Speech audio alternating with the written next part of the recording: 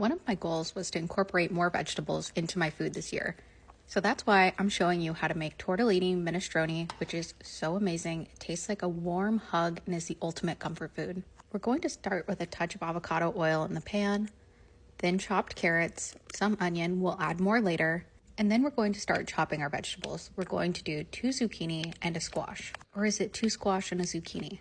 Either way, whatever you have on hand. I haven't turned the stove on yet, but everything is going into the pot and it's just going to be there until I do turn the stove on, when it's going to start to simmer. The recipe was inspired by the website Give Me Some Oven, which I use to follow to know which ingredients to purchase and kind of what my timeline should be for including things in the pot.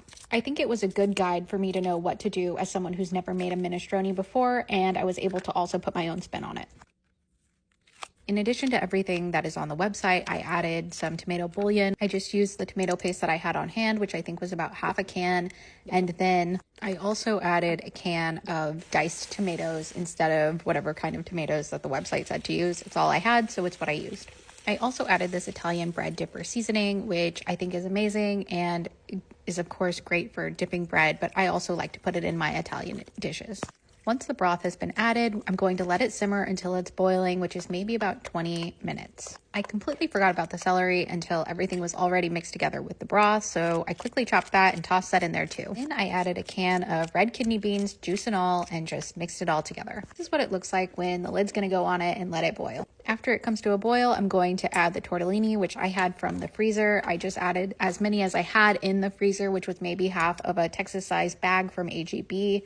And then I also mixed in about 2 handfuls of spinach, maybe a little bit more, just whatever felt right, whatever it looked like would balance out the soup. Then I let that cook for maybe 10 minutes, just until the tortellini were soft, and then it was ready to serve. I thought it looked beautiful. All the vegetables were super soft. The flavor was amazing. I did add some garlic powder, pepper, and salt at the end just to taste. I think that's the way to go, so you don't over salt or over pepper at the very beginning. But I thought this soup was absolutely wonderful. I would definitely make this again. It tasted very comforting. It feels like a comfort food. I'm going to add this to my comfort food list. I will absolutely make this again and again. And I loved that I was able to meet one of my goals and incorporate more vegetables into a meal. And I hope to keep doing this as the year progresses. So I hope you stick around and I hope you make this. Enjoy. Bye.